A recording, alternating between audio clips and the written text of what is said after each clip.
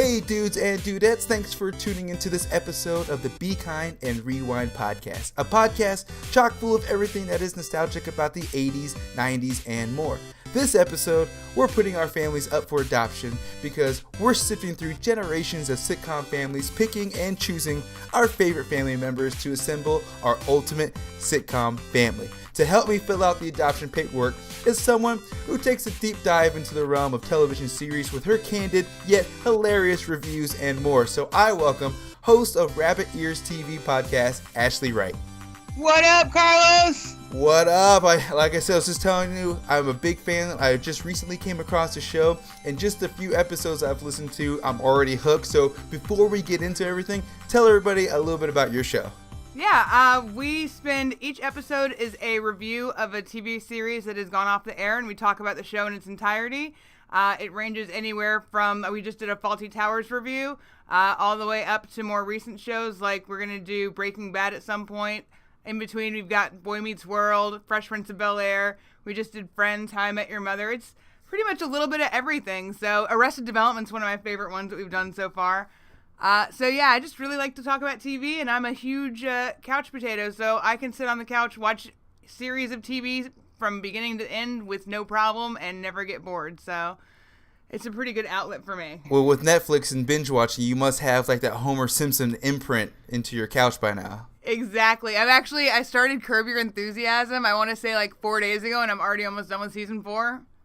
So it's pretty intense. You have no problem getting through these episodes. So do you watch the whole every season, or just like you pick one or two, or how's that go? No, I do. Usually the show will be something that I've already seen, and I'll watch like refresher episodes. If it's something I haven't seen, then I'll watch it from beginning to end before I even review it, so I can give it its full justice. Nice. So to say, when I saw you did Friends, I'm like, oh, that's like 9 seasons where she's got to go through. Yeah. Got to do some work.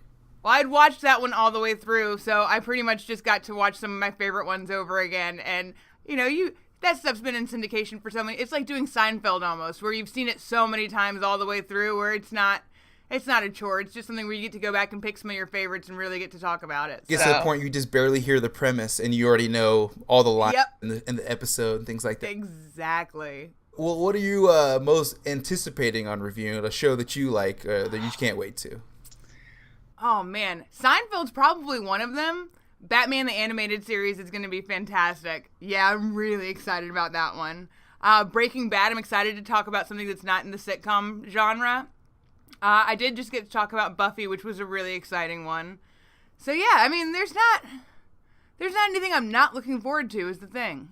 I really like all different aspects of it. So some of the little, more obscure shows I get really excited to talk about that I don't have a whole lot of people that know about them, so I get excited to chat about stuff like that. Well, that sounds like it's the best part, that you have such a variety of things to watch and that you like, so you're not watching the same thing or same type of thing over and over.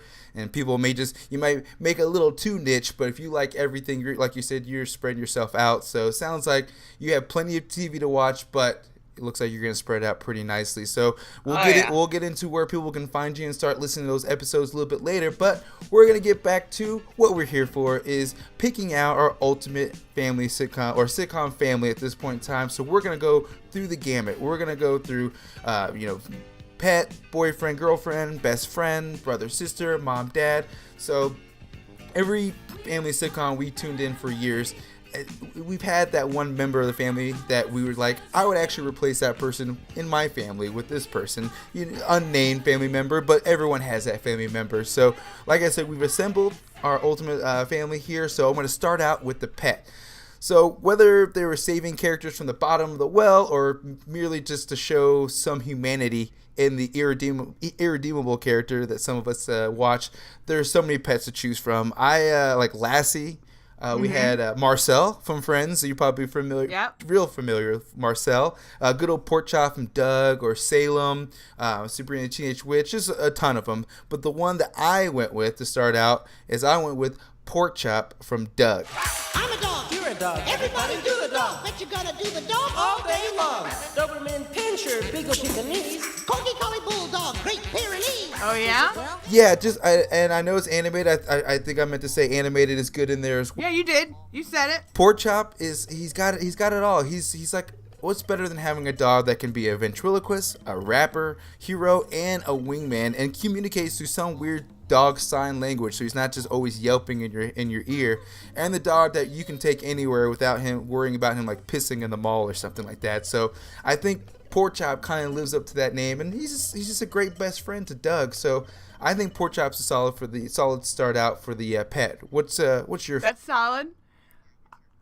My pet very much resembles his owner.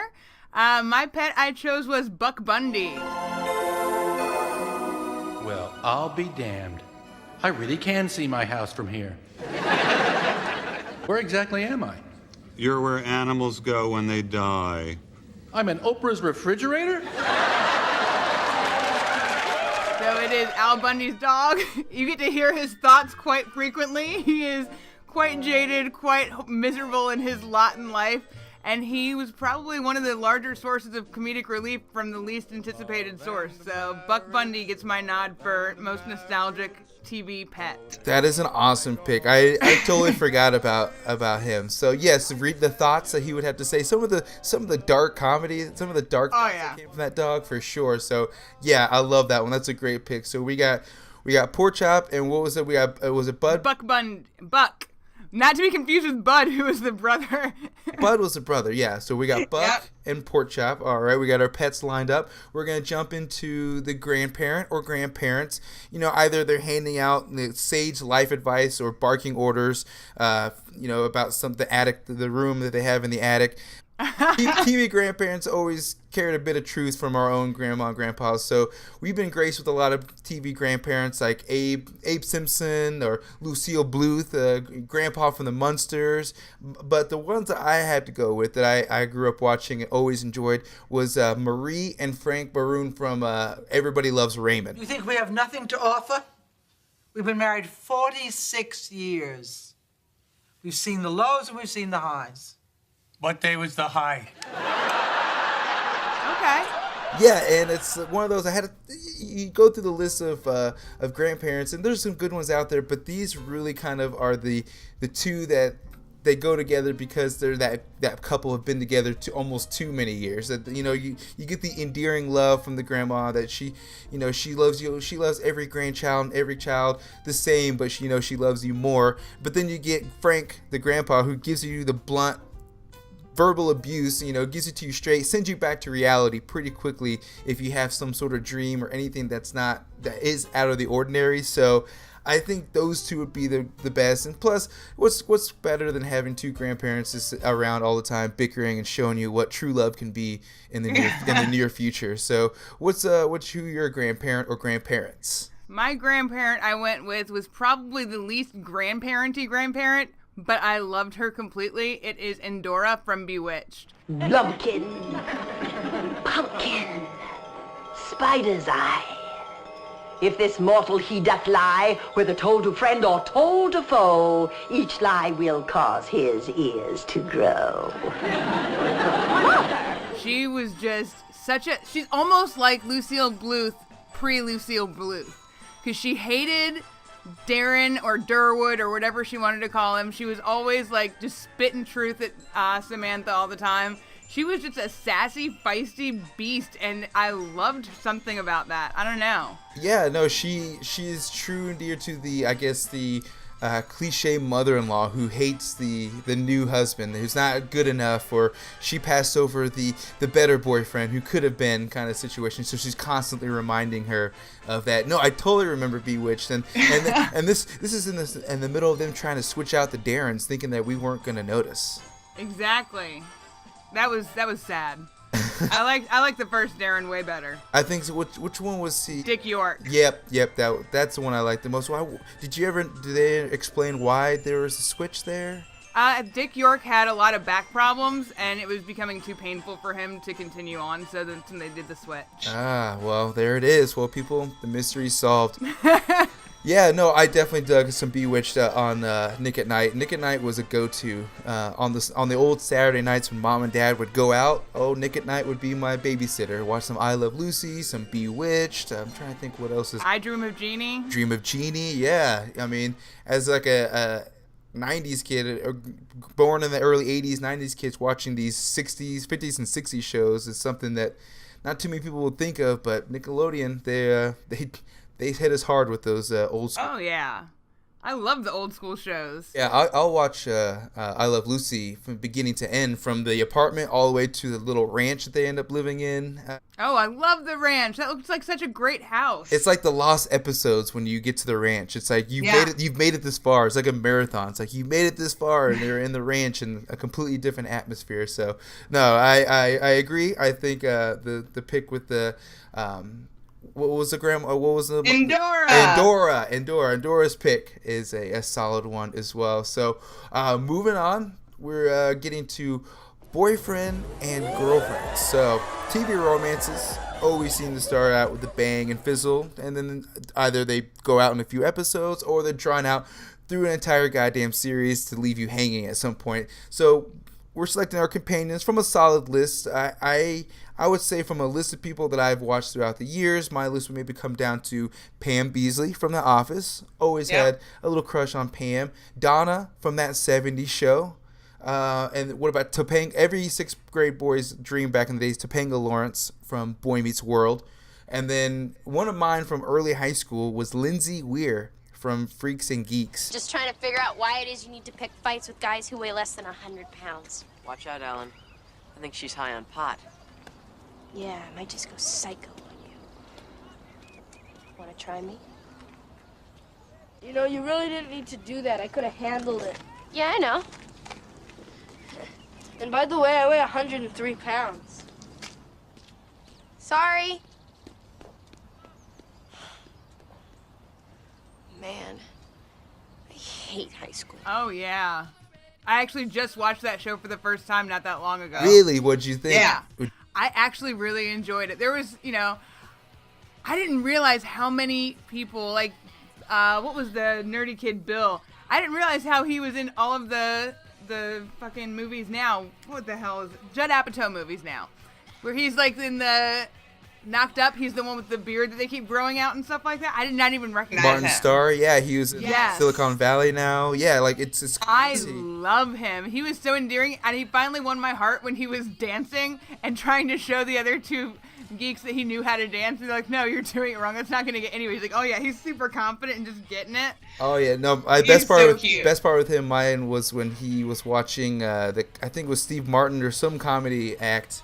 And while he was eating lunch at home by himself and just cracking up and just like getting into it, I was like, oh man, like that's totally something I would do. So yeah, that show is super endearing. Like for me, it lived up to the hype because I watched it at the time, and then even watching it now, it's still like the situations are very relatable. So and like you said, it's almost like the Seinfeld of the late 90s. Like all these actors who are big now were making cameos and like having small parts in the show. So it's just something like, it's just kind of like you're picking out all these little, like Shia LaBeouf just kind of pops in there at some point. Yeah. So you're like, yeah, the show is interesting. But Lindsay Weir, and it happens to be, she is my ultimate pick. Lindsay Weir would be my TV sitcom girlfriend, because I did have the biggest crush on her in high school, and she had that little bit of an edge to her. She was the attractive girl who didn't act like she was the attractive girl, and one of those you had to make moves quick, or she was gonna get picked up by some guy. But she just had that edge to her, that independence, that she wasn't always following what her friends were doing. She was always kind of going against the grain type of situation. So it was just like I said, a different type of person compared to what you would see a lot of girls in high school, at least in mine. Not to blanket it, but a lot of girls I'd see in my high school. So Lindsay Weir would be my girlfriend. So what's your pick? When I think TV sitcom girlfriends, I can't help but think, and you already mentioned it, Topanga Lawrence. Why do you care so much what other people think?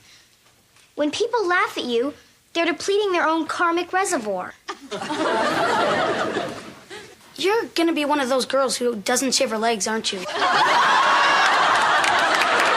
mean, that is the iconic TV sitcom long-term girlfriend. It's what every guy, has the biggest crush on forever. The other one, my runner-up would be Kelly Kapowski, obviously, because you can't get any better than Kelly Kapowski. But Topanga Lawrence, she was one of those ones that was, kind of okay with being different, okay with being a freak, and she, I don't know, something about it. She had great hair too.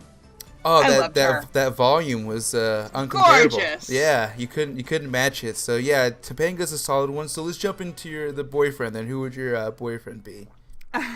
My boyfriend is David Puddy from Seinfeld. No more grease monkey. I don't care for that term.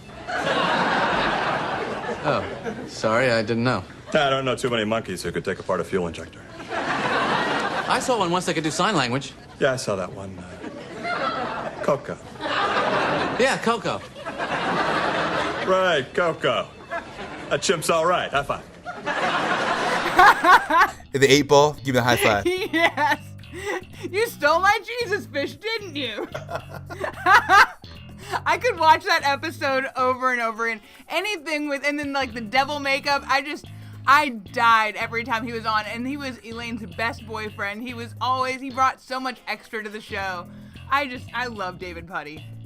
David Puddy, he was one of those, he came in and out of the show, but I go out of my way to find the episodes that have David Puddy in, like the devil face, the Jesus fish, on and on. So going back to mine, you mentioned Kelly Kapowski. I'm going to say by the bell. I was going to say Zach Morris. There you are, Zach. I've been looking all over for you. Time out. Yeah, this is horrible. I just meant to get a car.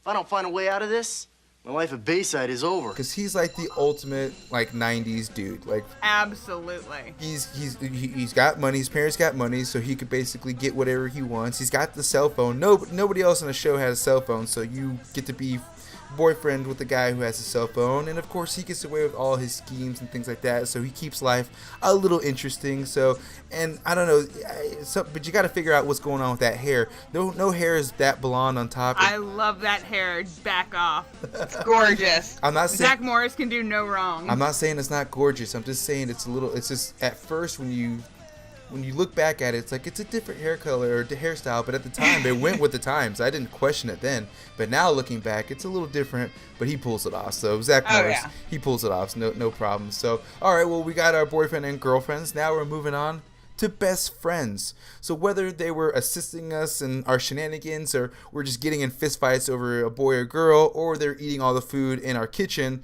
best friends have been a staple in sitcom and real life. So there are legions of classic duos, like, Screech, Laverne from Laverne and Shirley, or Sean from Boy Meets World, or even Ethel from I Love Lucy. She's a solid best friend. So let's jump into yours first. Who your best friend be? Honestly, I went back and it's probably because I just watched this recently, but Willow Rosenberg from Buffy. It's horrible. That's me as a vampire? I'm so evil and skanky. And I think I'm kind of gay. Well, I just remember a vampire's personality has nothing to do with the person it was. Well, actually, it's a good point. She was smart, she was helpful, she was super supportive, she was always there whenever you needed her, and she was just a really good friend. I love Willow. That's a solid one. I don't think I watched too much of that show. Oh, Buffy is the jam. That is like full-on 90s nostalgia every time you put it on, the outfits alone. That's another one that's it's sprinkled with a bunch of stars who got their start on that show. Now they're on TV shows or they're on movies. Yeah, my wife definitely loves, she rocked out some Buffy, so she would be the expert in our minds. But for me, in regards to best friend, I didn't mean to keep it into the realm of Saved by the Bell, but it would. But I'm going to have to go with Screech Powers. This isn't my flea circus. Oh, you caught me. I couldn't kill him. I love the little guys. Okay. Screech is one of those ones that's got your back no matter what. Exactly. You know that Screech is going to ride or die no matter what. He's somewhat of a genius, antisocial genius, I guess you could say. So he's helping you with that homework no matter what. So as a best friend, you got homework covered. And he's a best wingman because, he's got you ride or die, but he's also that so socially weird and awkward that he's not going to stick any girls away. No, he's going to make you look good by comparison, which is what a good wingman does. For sure. And vice versa, you got to help him out, throw him some love as well. So I think Screech would be a solid best friend for me to hang out and slumber parties and things like that, all the classic stuff. So how about that episode where they went to the club, the Attic, and he was Donnie with the mustache and then the ZZ Top beard? That shit was hilarious. You mentioned sleepovers, and that was the first episode that came to my mind. When you started explaining that, I thought you were going to be talking about the college years when they were taking drugs out of the balloons. Oh no! I was going like with the first season when they got the fake IDs. Oh man, yeah, no, I do remember that. Yes, God, the antics of that show are amazing. They're so good.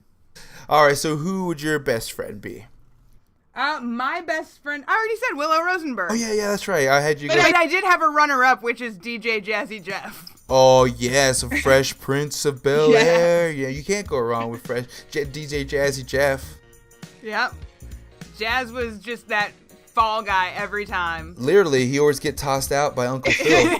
I love that running gag, too. I think I read somewhere that they used the exact same clip to throw him out in every episode they had. So. For those of you wondering, that's what's happening. So now we're moving down to our last few. We got brother and sister right now. So having a brother or sister, it really can be the best or worst thing in the world. They've known you basically your whole life, and they know you so much that it can be a double-edged sword if they want to help you or if they want to hurt you. And it goes both ways, obviously. Yeah. It can be a range of obnoxious, amusing, to even competitive. So from a list, a solid list, we can have like Eric Matthews from Boy Meets World, always a solid brother. We have Malcolm from Malcolm in the Middle, or Lisa from The Simpsons, or even a good duo would be Lewis and Ren from Even Stevens. Yep. I think would be solid. But my pick would actually be Eric Matthews. Hey,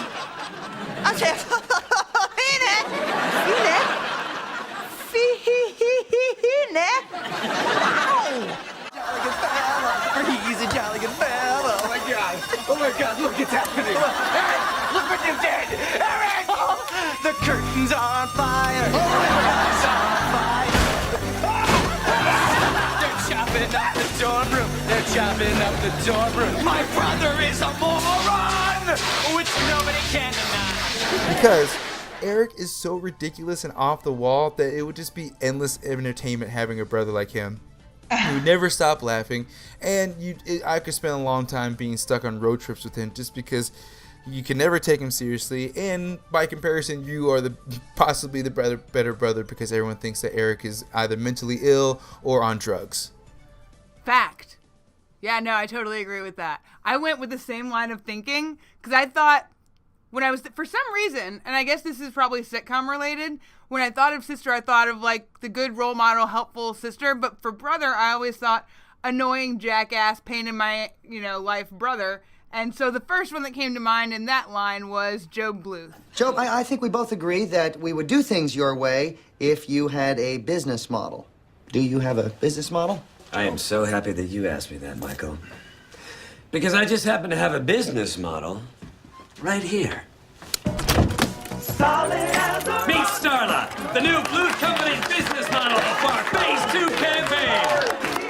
Bluth Holmes, solid as a rock. So George Oscar Bluth Jr. is probably the most annoying and pain in the ass brother there ever could be, but he is just so funny. I love Job. It's an illusion, Dad. Horrors to tricks. Oh, how did you know that was my favorite line of his? Trick is something a horror does for money, Michael. I could quote Arrested Development all day long. I love that show. So you're extra pumped to go through all the seasons. And are they doing a movie or a new season? They're doing a new season, and my buddies over at Netflix and Swill, whenever it comes out, they're going to review season 5, and they've already asked me to go over there and review it with them. So I'm really, really excited for that. Beautiful. Yeah, I honestly, the new season they had come out on Netflix.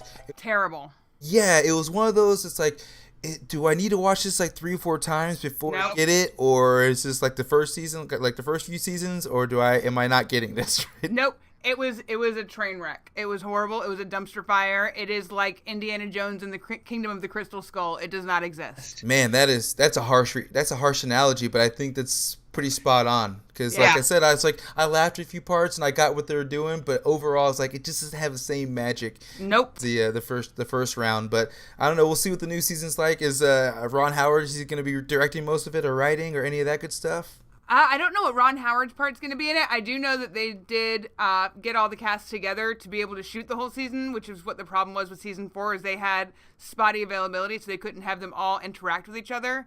So that was the main problem with how they were shooting it and the storyline. So hopefully getting them back all together, it'll rekindle some of that magic. Cause we'll see, because the first seasons are just gold. So so good. They need to figure out how to get that magic back. So Job Bluth is a always great brother to have if you need a magician or maybe a ventriloquist of some sort. So, or somebody to break into locked up places and steal things for you, or to call the hot cops. Oh yeah, hot cops. He's there forever. Well, Job, always forever in our hearts then. Well, for moving on to sisters, my sister I picked is Lisa Simpson. I feel like I'm gonna die, Bart. We're all gonna die, Lise. I meant soon. So did I. Because you gotta have your yin to your yang. So if exactly. I'm Eric Matthews as a brother and me, if we're gonna have two brothers and a sister, then we're going to need someone who's going to calm us down, talk us off the ledge on a couple of these ridiculous ideas that we're going to have that are probably going to be deadly or super illegal. So Lisa's that intellect. And of course, having a best friend and a smart best friend and a smart sister always helps in regards to schooling and in life in general. So I think Lisa would be great. Of course, sometimes she can be a stick in the mud, but like I said, you got to have your yin to the yang. If you have too much of a good thing, it's going to wear out really quick. Oh, yeah, you're going to go right off the rails and end up in jail. For sure. So that's my sister. Who's your sister? My person I'm calling as my one phone call when I end up in jail with Job is going to be DJ Tanner. Examine the big picture. Check for traffic, pedestrians, stray cattle. Dad, we're in an empty parking lot. Are you going to question every instruction I give you? Sorry. No cattle. Very good.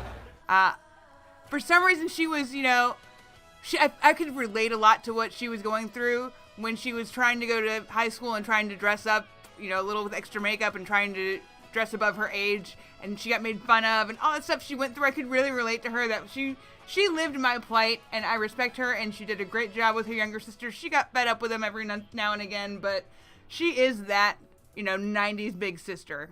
I love DJ. She held it down with with two uncles, a dad, and 9 other people in the house. She had a lot on her plate. She did, and she had to deal with that and personal life issues, like you said, as a teenager. So yeah, DJ is a good one. She has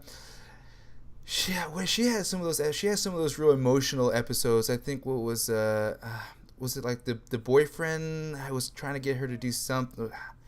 Oh yeah, she had a lot of shit she was going through, but she did get to actually date her boyfriend Steve, that she had long term, was the voice of Aladdin. So she did have a Disney prince for her boyfriend. That's right. The best part too is when they went to Disney and he he was actually playing Aladdin in her dream, and I was like, oh, of course. I loved that. And as a kid, I didn't know. I was like, he sounds a lot like Aladdin. And I was like, oh. And then you come to find out, you're like, oh, you bastards, you pulled a fast one on me. I love little subtle callbacks like that. Little, inside jokes are fantastic. Yeah, it's great. And when you notice as a kid, you just feel like oh, I'm in on the joke. I'm in on this whole thing. So yeah, it makes it that much better. So DJ Tanner, very good choice. So before we get on to our last things, we have before our mother and fathers, we got some Twitter shout outs from people who gave us their list of families. We have Bobby from That's So 90s Podcast at That's So 90s Pod, good friend of the show. His pet would be Rufus from Kim Possible. I didn't watch too much Kim Possible. Were you a Rufus fan? I didn't watch Kim Possible either, but I know that my girl Mon was a big Kim Possible fan, so I'm gonna have to reach out to her for some confirmation. Yeah, I need to. But she's in Australia, so it's going to be a hot minute before I can get her up. Oh, yeah, she's sleeping right now. We can't call her right now. So, all right, well, his uncle was going to be Uncle Phil from Fresh Prince, which that's a great uncle to have because he's the rich uncle, but he's also the stern uncle who gives you life advice while giving you a check, maybe. Who knows? He'll keep you in check 100%. Both ways. Pun intended. And then we got his best friend's going to be Kel from Keenan to Kel. So jealous that I didn't pick this. So Kel is a solid one because who loves orange soda? Kel loves orange soda. You know it. I know it. 90s kids, baby. For sure. And then now he's got his brother. We were on the same level. Eric Matthews is his brother. He already knows what comes along with Eric. And then his sister, he's got Stephanie Tanner instead of DJ, so he's going middle child. So maybe, how rude. How rude, for sure. And to think that the personal things, actually, that the actress Stephanie Tanner went through was like a crazy situation, something I grew up when I read in Google. I was like, man, from that little girl to all the crazy nonsense that people can do their own Googling and figure out, and then to see all that, I was like, oh man, Stephanie Tanner, she grew up for sure. And she had a hard life. I mean, I can imagine growing up with that kind of a spotlight and that kind of attention around you, and then I don't know. I can't imagine how I would have done with that. So congrats to her for getting her shit back together and coming out on the other side of it. She came full circle. So I give her nothing but props for that. Back on the show, the new show on Netflix is doing pretty well. They're on like a 3rd season, so people are watching it. So me personally, I watched a few episodes. It was okay. It was something I was going to binge watch, but I'll watch it here and there for sure. So his sister, we got Stephanie Tanner. His mom, he's going Claire Huxtable from The Cosby Show. Nice. Oh, that's a good one. I didn't even think about The Cosby Show. Oh, I love The Cosby Show so much. And then we got the dad, Tim the Toolman Taylor. Oh, I can't do the grunt. I wish I could. Yeah, I can't even do it. I love that show. Honestly, I'm surprised none of the Allen brothers. None of the Taylor brothers got mentioned for the brothers. You know what? I honestly thought about him, and I was just thinking. I was like, okay, well, Brad. They were really young though. Yeah, they're really young. I don't know. They would definitely be my honorable mentions. Not to put them out there, but they're honorable mentions for sure. The last 2 Twitter shout outs we got Mark James at Mark James Poop from PoopCulture Extended Universe. Loving this topic. My vote goes to the often overlooked Tortellis from Cheers. That's another show I watched with my parents, but the Tortellis, yeah, they had like a spin-off show or something like that. Did they? I didn't know about the spin-off for the Tortellis. Yeah, they had a spin-off show. For some reason, I'm more familiar with that than the actual appearances in Cheers. So, yeah, the Tortellis are giving them some love out there. And then we had Just in Time podcast at J&T podcast saying the Taylors. So the Home Improvement is a fairly popular one when it comes to parents and siblings at this point in time. So thanks, everybody, for the Twitter shout-outs. And one last thing before we get to our mom and dads is we have a shout-out for our TeePublic store. Do you still wear that one shirt from high school that has holes so thin that you can see your nipples? Or that one shirt that you keep saying you'll eventually fit in that sits in the back of the closet? Because trust me, I had those t-shirts. So I went to teepublic.com where you can purchase custom designed t-shirts and merchandise from any and all entertainment genres. So go to teepublic.com and search for the Be Kind or Rewind podcast storefront for cross-themed movie and TV t-shirts. So thanks for checking in that. So now we're done with all that nonsense and we're going into the meat here. We're going into mom and dad. So I've said countless times when I watch TV and I see parents on TV, there's always that parent you're like, I would love for them to be my parent, or I can't wait till I'm that parent. And it goes the same with many people like Tim the Toolman Taylor we just talked about, Peggy Bundy, even Carl Winslow, Carol Brady, even if that's your bag. But for me, the statement I've always said, I'm going to be that dad, or that'd be awesome if I had a dad like that, was Phil Dunphy from Modern Family. Oh, like East Coast, West Coast, you feel me? Act like a parent, talk like a peer. I call it parenting. I learned it from my own dad, who used to walk into my room and say, "What's up, sweat hog?" To keep it real. Know what I mean, son? Not really. Nice. And it's not exactly a super old show, but it's been on for almost I would say. It's been on for a long ass time, almost 10 years, close. Almost 10 years, yeah, Jesus, yeah. So 10 years is moving into nostalgia mode. So Phil Dunphy, he's the best. He's basically the dad that you want to be because he's capable of supporting his family while being this goofy, ridiculous guy diving headfirst into his passions, but being the huge doofus and making it work is the best part of watching Phil Dunphy. So that's why I think he'd be the ultimate dad for me. So who would your ultimate dad be?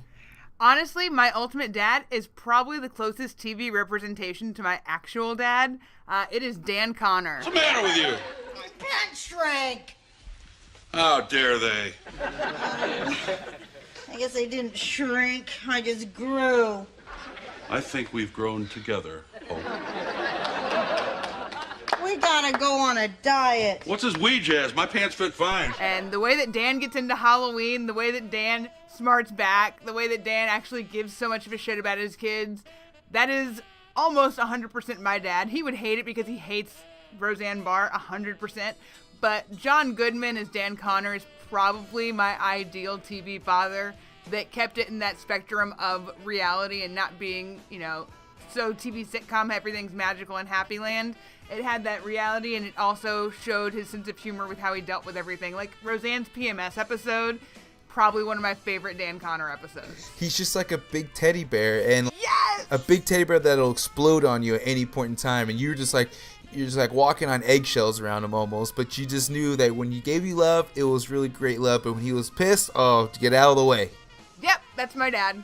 My dad will have your back until the end of time, but if you fuck up, he's gonna tell you fucked up. Well, those are the best people to have in your life, honestly. Yeah. Those you want more of those than anybody else. So yeah, that's a solid pick. Mine for when I'm gonna jump into moms, I'm gonna go with Kitty Foreman. What about my last summer with my youngest child? I bet you weren't thinking about that when you went fishing. I bought sparklers for the 4th of July. He loved sparklers, and now he's leaving, and what are we gonna do for the 4th of July? There's a car show in Kenosha. A car show? I don't want to go to a car show in Kenosha. I want 3 more months with my baby boy. And now they're gone because of your bull. Way to go, dumbass! And that's 70 show. Kitty exudes everything you want in a classic mom.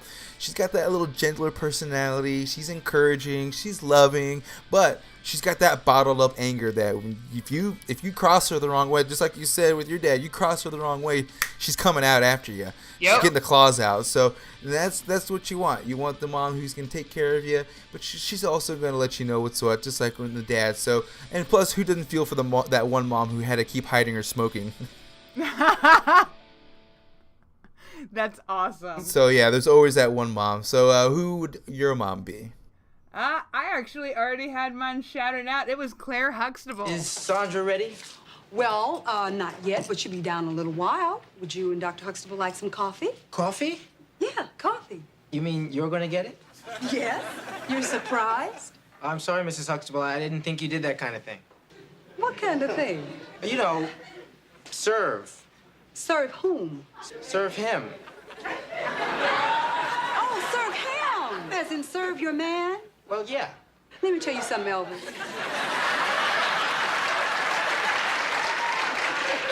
You see, I am not serving Dr. Huxtable, okay? Okay. That's the kind of thing that goes on in a restaurant.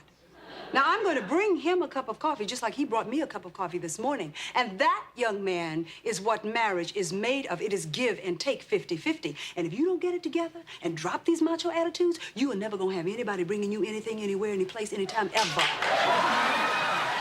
So I love Claire Huxtable, even more than, than Bill Huxtable. Pretty sure, yeah, was his name. Yeah, she kept everybody in that house in check. She busted her butt. She was not one of those stay-at-home moms. She worked her ass off. She kept all those kids in line. She kept her husband in line. She was there to be nurturing and supportive, but she would not take any kind of mess off of anybody. And I love Claire Huxtable. She is like you said, the early strong mother. She like you said, didn't take crap, didn't take shit from anybody. Nope. She held her own. She brought her own finances to the table. It wasn't like the old classics where the mom would stay at home or anything like that. So yeah, and being next to Bill Cosby, you got to hold your own. Oh yeah, she did. And I loved episodes like where they would bet each other on stuff and he would lose and she would hold him to it and stuff like that. It was just, they had a very equal footing in that marriage, and there was something about it I just really, really liked, and I could really relate to her, and I felt like she was a great icon and a great example. No, that's a solid pick. So what we're going to do then, now that we have all of our picks, we're each going to go through our picks so we can let everybody know what our family is going to look like. So for me, mine My pet will be Pork Chop from Doug. My grandparents are going to be Marie and Frank from Everybody Loves Raymond. My girlfriend will be Lindsay Weir. And then my best friend is going to be Screech Powers. Oh, and boyfriend going to be Zach Morris. And then we got brother will be Eric Matthews. My sister going to be Lisa Simpson. And then mom and dad, we got Phil Dunphy and Kitty Foreman. So that's a pretty awesome lineup of family. So let's list off yours here real quick. First of all, I want to say I would totally be in your TV show. That sounds like a blast. My pet is Buck Bundy. My grandparent was Endora from Bewitched. And then I got David Putty and Topanga as the boyfriend and girlfriend for the show. Willow Rosenberg as the best friend. Joe Bluth and DJ Tanner as the siblings. And then Dan Connor and Claire Huxtable as the parents. Yeah, I think we need to start writing this cast because just the variety that we have. I love it. It's all over the place. Yeah, it's every genre, every different type of family, not the nuclear family anybody's used to. Hell no. No, this is a family that this is a dysfunctional family I want to be a part of. I think there has to be some art coming to this, so we'll see. But no, these are great lineups, and I wonder what everybody else, send us your lineups, what you think. Do you agree with ours? Are ours close to yours? So we'll find out. But in the meantime, let's find out where everybody can find your podcast, and where they can follow you, subscribe, and listen to you. Yeah, we are Rabbit Ears TV podcast. We are on iTunes, Stitcher, Google Play. Our host site is Podient. You can find the show on Twitter at Rabbit Ears TV Pod. I'm the host, Ashlee Wright. You can find me at Ashlee, ASHLEE, GW 1983, because that's the year I was born, bitches. We're also on Facebook, and basically just Google search and you'll find us there. So, yeah. Awesome. When do you put out your episodes? Every week? Usually every week. I was telling you off air that we had an issue with content this week, but we're going to try to put together a top 5 episode. Me and Wesley, who is my producer / the host of the Via VHS podcast, we're talking about putting together a top 5, so we'll have something out this week, but usually it's weekly release on Thursdays. And we are part of the Podfix Network, so you can find us and other shows like us at podfixnetwork.com. Beautiful. Well, awesome. Well, everybody go find her and go check out the podcast, subscribe, listen, because like I said, I've just recently been listening to a few episodes and I'm already hooked, so go find the podcast. And actually, I really do appreciate you taking the time to come on the podcast tonight. We're definitely gonna have you back for another TV-esque episode, and hopefully vice versa, we'll come on yours to absolutely do some shenanigans as well. But everybody else, thanks for tuning in to this episode of the Be Kind and Rewind podcast. Please subscribe, like, follow, and rate the podcast on iTunes, SoundCloud, YouTube, and now Spreaker. And also don't forget to check us out on the PoopCulture Network at poopculture.com. So thanks, and be excellent to each other.